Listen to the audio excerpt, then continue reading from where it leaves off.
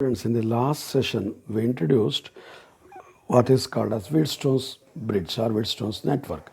Let me write the circuit of Wheatstone's network, and in today's session, we learn to derive expression for or condition for the balance of Wheatstone's network, and also we learn application of Wheatstone's network. Say, first of all, we write the circuit like this, Wheatstone's network circuit. This is the resistance, this is one resistance, this is the quadrilateral arrangement of four resistances, R1, R2, R3, R4. And the SL is connected here, and a galvanometer is connected whose resistance is Rg. So this is the circuit diagram what we have written in the previous class. For Wheatstone's network, we name the nodes there. This is total current I, the I1 here at node A, onto this side I2, and observe I1 comes up to this, and here Ig, it breaks into Ig, and remaining current I1 minus Ig passes through R2.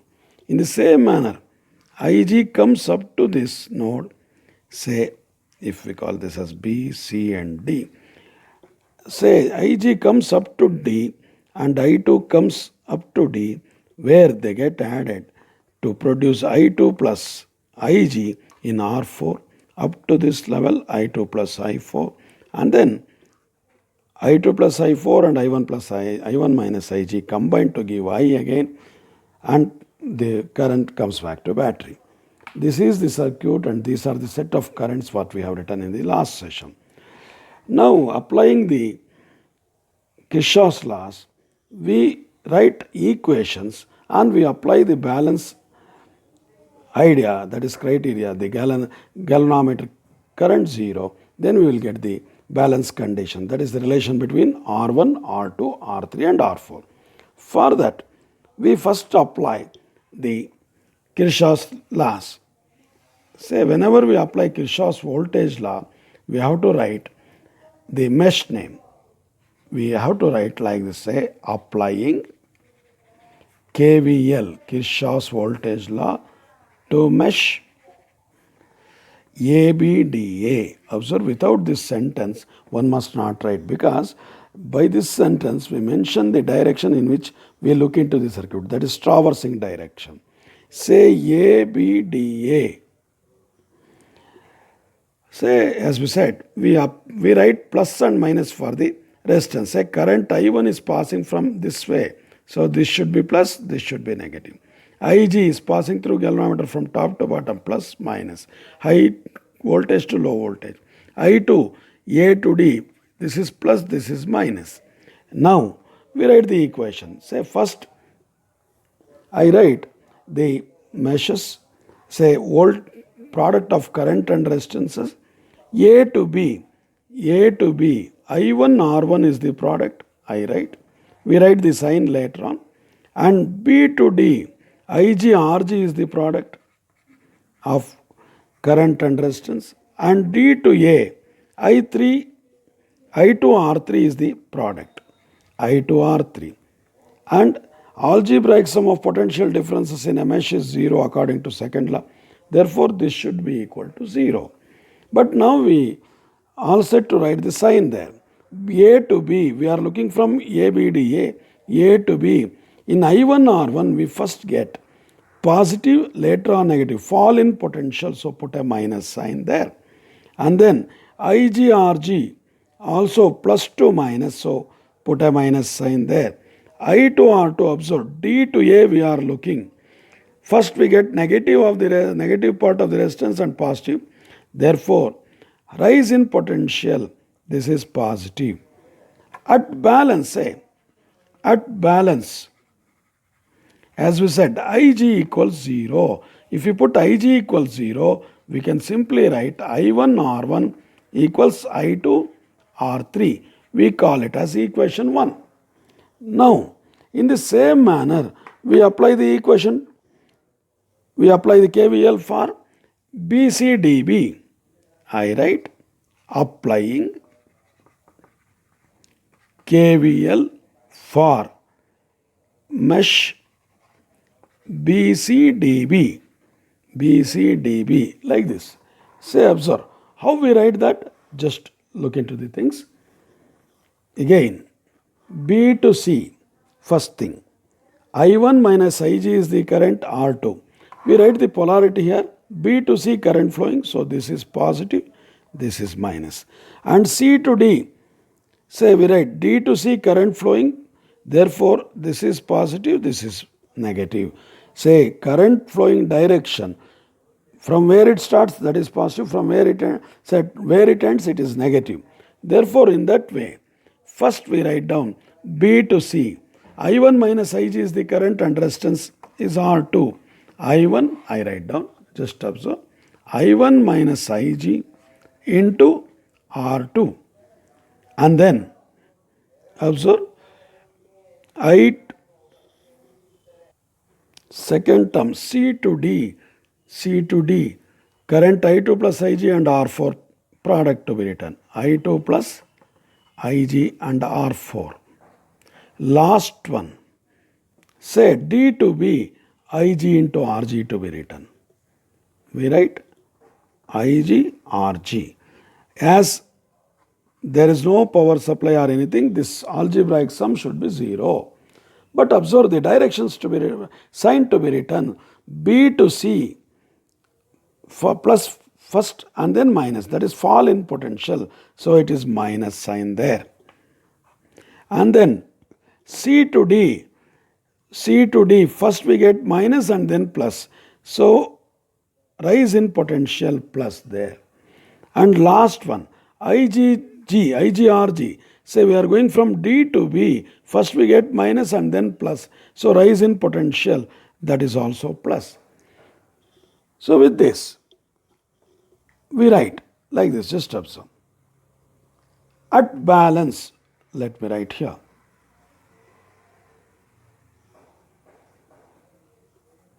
At balance, Ig equals 0. For second equation to get, actually we write, we put Ig 0 everywhere there, minus I1 R2 first term plus I2 R4, all other things are 0. This is this second equation, or we can simply write I1 R2 equals I2 R4. This is our second equation. Once we have first and second equation, say first equation is I1 R1 equals I2 R3. Second equation equals I1 R2 equals I2 R4. You divide equation 1 by equation 2. Equation we write dividing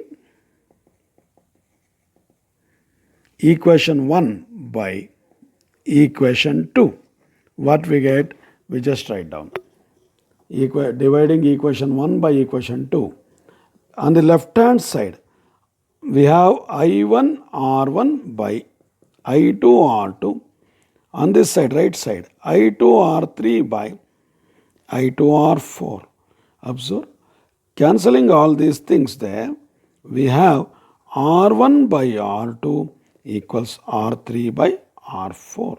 This is what we call as balance condition for Wheatstone's network. This derivation is very important from the point of view of board exam, and this will be asked for 5 marks. We just go through it once again. Observe carefully. We have a Wheatstone's network written like this. R1, R2, R3, R4 are arm resistances or ratio arms we call. Then A to B, A to C we connected a cell there. B to D we connected a galvanometer. And current branching I from the battery at A splits into two, I1 and I2. At I1 at B again splits into Ig and I1 minus Ig. You may ask, why not I2 split, why I1 only split? You can write I2 also splitting, without then I1 will not split. Because if I1 also splits and I2 also splits, current should enter into the middle. That is not possible according to Kirchhoff's current law. Therefore, you can write current splitting I2 has Ig going up and like this, or I1 splitting Ig like this. You can write it in any manner, but only one thing to be followed. Next, the currents are I1 splits into Ig and I1 minus Ig here, and I2 here along with Ig gets added I2 plus Ig, and finally I1 minus Ig, I2 plus I4 Ig, I2 plus Ig will give us I again from out of C there. Now we learn to write the equations, that is Kirchhoff's voltage law equations to given meshes. Say I take ABDA one mesh. For that, traversing direction is fixed by this sentence, applying KVL to mesh ABDA, A to B, B to D, D to A to B, B to D, D to A. And before applying these equations, we must specify the directions, the positive and negative across the R, to make our say assigning the signs clear. For that, say A to B current is flowing. So first, where current enters the resistance at this point, it is taken as positive. Where current leaves R1, that is negative, because current always from high to flows from high to low. In the same manner, B to D, Ig is flowing. So galvanometer, this top point is positive, this is negative. Going from, say, observe, I2 flowing from A to D. So R3 point very near to A, this point is positive. Near to D is negative, depending on the direction. Remember, a plus and minus can be fixed looking at current direction only. Where current enters a component, that is positive. Where current leaves a component, that is negative. And now observe, we go for the second part, BC DB. In B to C, current and I1 minus Ig entering from B side and going to C. So R2 point very near to B, this point is positive. R2 point near to C is negative. In the same manner, C to D, R4 point near to D, because I2 plus Ig is flowing towards C. Therefore, R4 point near to D positive and near to C is negative. With all these things, now we are ready to write down Kirchhoff's voltage law. Observe, applying KVL to mesh ABDA, to practice. First, we write down only the products without writing the sign. That's what I did. I1 R1 is the product, A to B, we have written, because product means volt potential difference. And B to D, Ig Rg is the product. D to A, I to R3 is the product. Now we have to apply the sign. A to B we are looking. We first observe plus of R1 and then minus. So fall in potential minus I1 R1. Then B to D we observe plus of galvanometer and then minus. So fall in potential minus Ig Rg, plus D to A. D to A we are looking traversing direction. First we get negative of R3 and positive part of R3 later.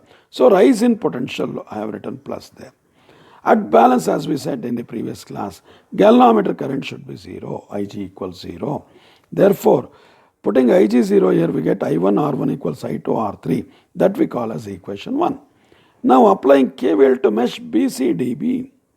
Here also, observe B to C. I1 minus Ig is the current, resistance is R2. I1 minus Ig into R2. We think of signs little later. Now, in the same manner, C to D, I2 plus Ig is the current and R4 is the resistance, I2 plus Ig into R4. And D to B, Ig Rg is the resistance, product. Now observe, this is equal to 0 because according to KVL, Kirchhoff's voltage law of loop, the algebraic sum of potential differences should be equal to 0. That's why we have written. We put Ig 0 again for balance condition, that I have written here. Ig 0, say we get I1 R2 with minus sign plus I2 R4 with plus sign. Nothing else will come there, equals to 0. You write it as I1 R2 equals I2 R4. Therefore, dividing equation 1 by equation 2, corresponding sides. Say I1 R1 in the 1, and in the 2 I2 I1 R2. Say this is I1 R2 and I2 R3 on the right side. Here I2 R4. Cancel I1 and I1, I2 and I2. Get R1 by R2 equals R3 by R4. This is the derivation. For balance condition, observe here, very peculiar thing. This balance condition does not depend on galvanometer resistance Rg.